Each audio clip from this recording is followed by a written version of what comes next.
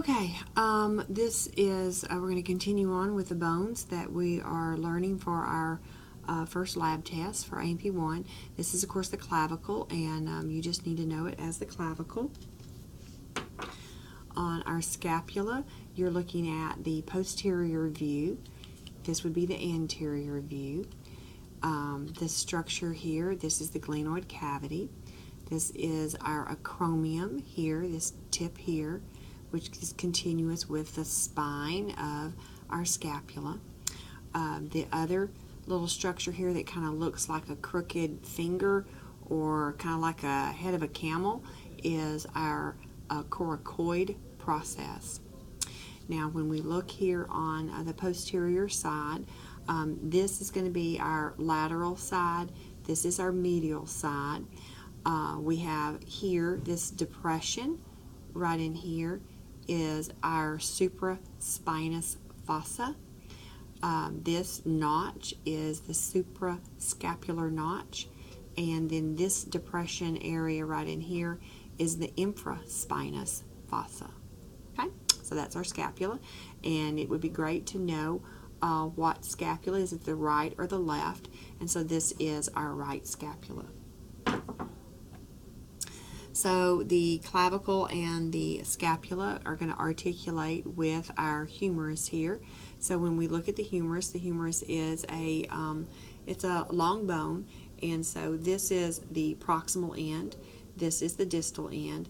This long piece in here is the shaft of the bone, is called the epiphysis. Excuse me, I'm so sorry. It's called the diaphysis, and then the ends, or the end pieces, are called the epiphysis of a long bone. So when we're looking at the proximal end, this part right here is referred to as the head of the humerus. The neck of the anatomical neck is right here at this ridge, but we're actually learning the surgical neck, which is kind of located right in this area. So that would be where the head of the humerus, where it tends to break, is in this area here. So that's called the surgical neck. On the anterior side, we've got two ridges here. So we have our more lateral ridge here that's a little bit higher. So that's our greater tubercle. And then we have the lesser tubercle that's more medially located and a little bit inferior to the other one. So those two structures there. And then as you make your way down the lateral aspect of this bone, there's a bit of a ridge or a roughened area right in here. That's our deltoid tuberosity, where the deltoid muscle attaches. So then we get down, and now we're looking at basically the distal end, and so this is the anterior view right here. And so off of our anterior view, we have a little kind of knob, kind of looks like a little round ball-like structure called the capitulum, like a cap on your head, right? And then this structure here that's kind of like the spool of a thread is the trochlea. We have a big depression right in front. That is our coronoid fossa. We have these two upper areas here. This one here is our medial epicondyle, and this one right over here is the lateral epicondyle. And then on the posterior view, we have this big notch on the back, the olecranon fossa.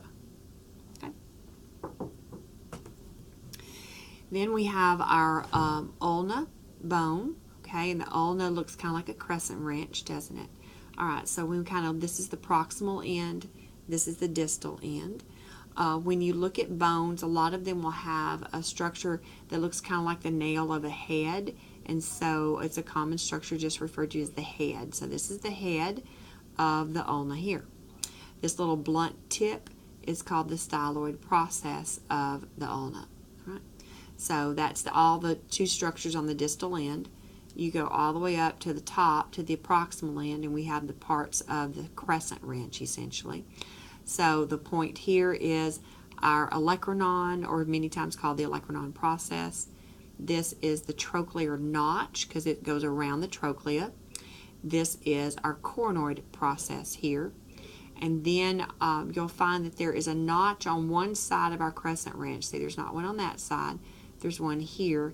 And so this is the notch where the radius bone fits in. So this is the radial notch there. Okay. This is our radius here. So the radius, we have the more rounded tip here, which is the head. Then the constriction is the neck of the radius. And then we have this kind of big bump that kind of comes off the side. That's our radial tuberosity. Come down to the end here, and this is just going to be the styloid process of the radius here. Okay, with the hand, so here's your hand.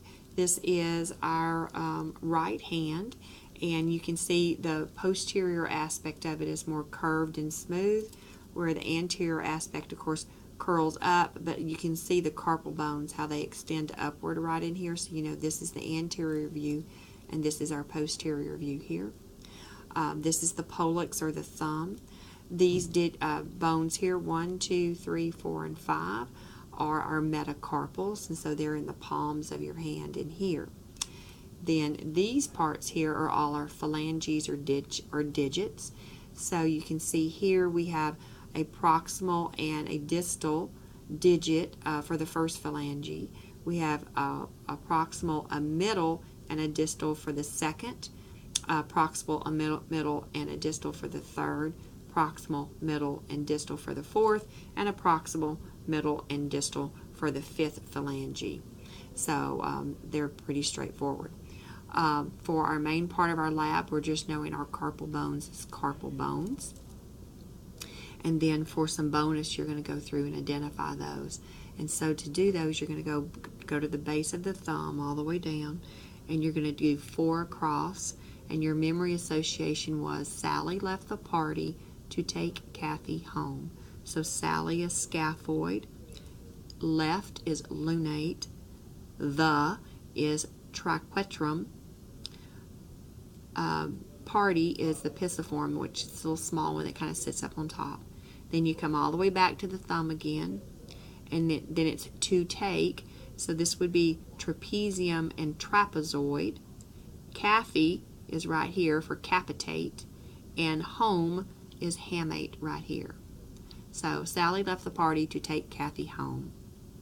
Scaphoid, lunate, triquetrum, pisiform, trapezium, trapezoid, capitate, hamate. Okay, that's it.